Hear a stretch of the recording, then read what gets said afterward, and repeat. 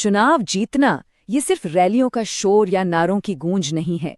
नहीं, ये एक विज्ञान है और इस विज्ञान का एक ही मकसद है, बेहतर शासन देना।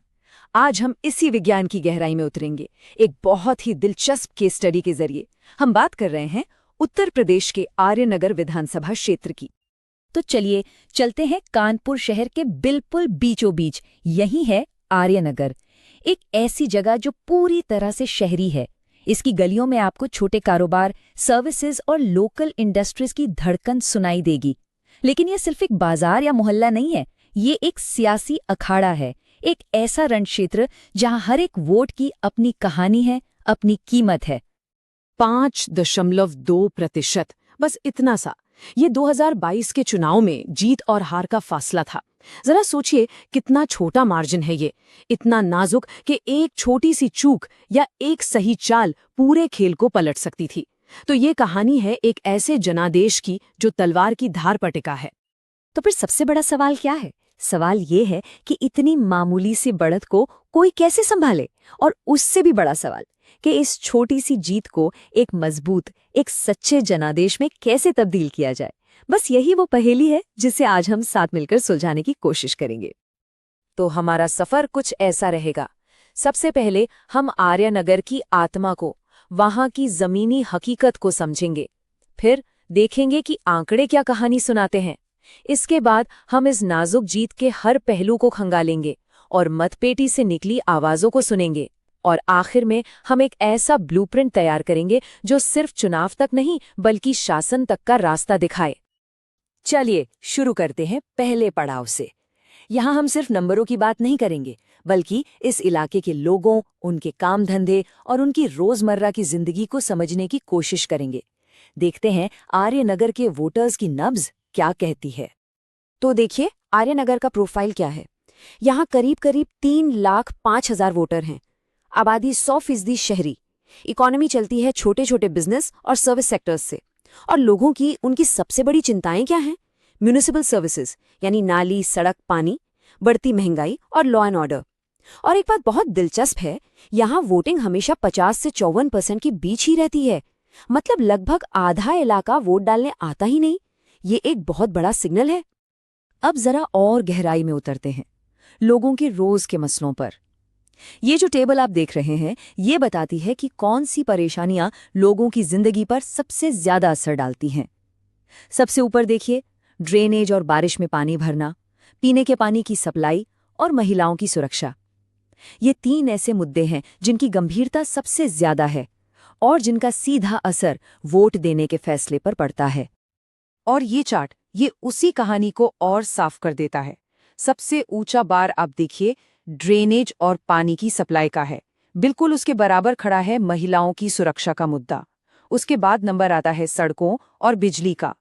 तो ये चार्ट असल में क्या है? ये लोगों की तकलीफ का नक्शा है। और किसी भी नेता के लिए ये एक साफ साफ रोड मैप है कि आपको काम शुरू कहाँ से करना है।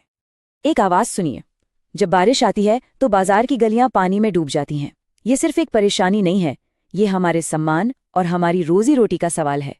ये शब्द किसी एक इंसान के नहीं हैं, ये उन हजारों लोगों की भावनाएं हैं जो हर रोज इन मुश्किलों का सामना करते हैं। यही वो बात है जो आंकड़ों को एक इंसानी चेहरा देती है। और यहीं पर लोकतंत्र का असली मतलब सामने आता है।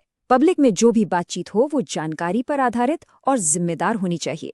उसके बुनियाद में हर नागरिक का सम्मान होना चाहिए। जब हम ऐसी शिकायतें सुनते हैं तो हम सिर्फ समस्याएं नहीं सुनते, हम हर नागरिक के सम्मान की रक्षा करने की अपनी जिम्मेदारी को याद करते हैं। यही एक स्वस्थ लोकतंत्र की पहचान है। अच्छा, अब जरा वक्त में पीछे चलते हैं और इस सीट का सियासी इतिहास देखते हैं, क्योंकि कहते हैं ना, अतीत के नतीजों में ही भविष्य के पैटर्न छिपे होते हैं। देखते हैं आर्यनगर की मतपेटियों ने वक्त वक्त पर क्या कहानी सुनाई है। ये टाइमलाइन देखिए कितनी दिलचस्प है। ये आर्यनगर के बदलते मिजाज को दिखाती है। 2007 में सीट सपा के पास थी, फिर 2012 में हवा बदली और बीजेपी ने एक बड़ी जीत हासिल की। लेकिन कहानी यहीं खत्म नहीं हुई। 2017 में सपा ने फिर वापसी की और 2022 में उस जीत को बरकरार रखा। इसका क्या मतलब है? इसका मतलब साफ है, ये एक स्विंग सीट है।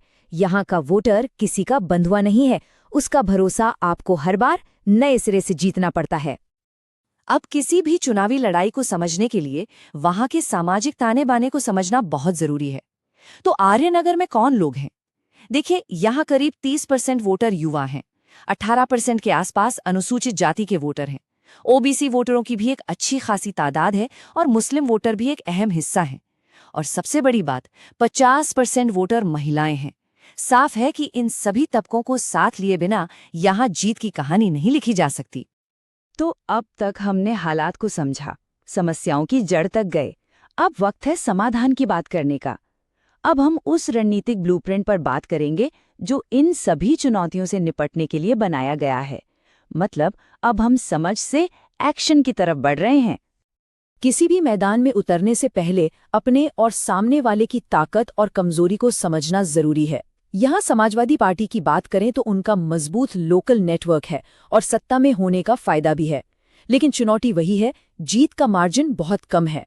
दूसरी तरफ बीजेपी के पास एक मजबूत संगठनात्मक ढांचा और एक पावरफुल डिजिटल टीम है। वेलफेयर स्कीम्स का उनका नैरेटिव भी जोरदार है, पर उनके सामने लोकल एंटी इनकम्बेंसी की चुनौती हो सकती है। मुकाबला बिल्कुल बराबरी का है। तो इस मुकाबले को जीतने की रणनीति 3 मजबूत खम्भों पर टिकी है। पहला, जमीन से अपना कनेक्शन फिर से मजबूत करना, लोगों से उनके मुद्दों पर सीधी बात करना। दूसरा, डिजिटल दुनिया की बातचीत पर पकड़ बनाना, सही मैसेज सही लोगों तक पहुंचाना। और तीसरा और सबसे जरूरी, भरोसे का माहौल बनाना, मतलब शोर शराबी की राजनीति से हटकर सर्विस की, सेवा की राजनीति की तरफ बढ़ना। तो जमीनी कनेक्शन मजबूत कैसे होगा?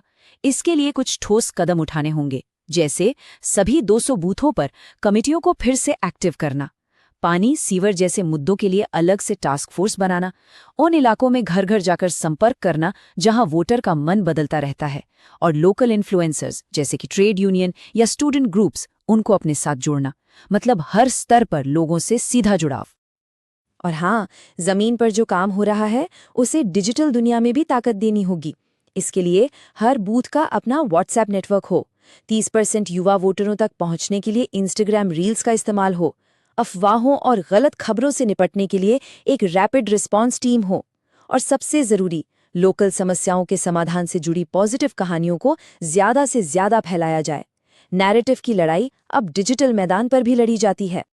तो अब हम अपने विश्लेषण के आखिरी और सबसे अहम हिस्से की तरफ बढ़ रहे हैं। अब बात चुनावी दांव-पेच की नहीं, बल्कि उसकी असली मकसद की होगी, और वो मकसद है एक असरदार और जवाबदेह सरकार देना। आखिर जीत का असली मतलब क्या है? सफलता को सिर्फ हवा में नहीं मापा जा सकता, उसके लिए हमें चाहिए ठोस पैमाने, जैसे 2027 तक वोट शेयर को 50% से बढ़ाकर 55% के पार ले जाना, कम से कम 200 व्हाट्सएप ग्रुप बनाना, 5000 नए युवा साथियों को जोड़ना और कम से कम 500 जन शिकायतों का रिकॉर्ड रखकर उनका समाधान करना। मतलब साफ है, कामयाबी का पैमाना सिर्फ वोट नहीं बल्कि लोगों तक पहुंच और उनकी समस्याओं का समाधान भी है। एक बात हमेशा याद रखनी चाहिए, जीत वो आज है, कल नहीं, लेकिन भरोसा हमेशा कायम रहता है। यही एक छोटा सा फलसफा इस पूरी रणनीति की जान है। असली मकसद सिर्फ एक चुनाव जीतना नहीं है, असली मकसद है लोगों का भरोसा जीतना और उसे हमेशा बनाए रखना। तो फिर कामयाबी के असली केपीआई, असली पैमाने क्या हुए? वो चुनावी आंकड़े नहीं हैं। असली पैमाने हैं साफ सुथरे और काम करते हुए नाले, घरों तक पहुंचता साफ पानी, महिलाओं और बच्चों के लिए सुरक्षित पब्लिक स्पेस, और एक ऐसा सिस्टम जहां लोगों की शिकायतों को सुना जाए और उन पर कार्रवाई हो। यही वो चीजें हैं जो आर्यनगर के लोगों के लिए असल में मायने रखती हैं। और इस पूरे संवाद में एक बात और बहुत जरूरी है, वोटर का वोट हासिल करना जितना अहम है, उतना ही अहम है उनकी निजी जानकारी की सुरक्षा करना। लोगों से कोई भी संपर्क उनकी प्राइवेसी का सम्मान करते हुए और उनकी सहमति से ही होना चाहिए। यह हमारे कानून की भी भावना है और एक नैतिक जिम्मेदारी भी। तो आखिर में सवाल ये नहीं है कि चुनाव कैसे जीतें, असली सवाल है कि लोगों की सेवा करने का हक कैसे हासिल करें, और इसका जवाब सिर्फ फलसफे में नहीं, डेटा और सही रणनीति में है। अगर आप एक जन केंद्रित नेता बनकर अपने क्षेत्र का उत्थान करना चाहते हैं तो blueprintstrategies.ai से mgr@blueprintstrategies.ai पर संपर्क करें या 08042041602 पर कॉल करें। उद्देश्य राजनीति से परे।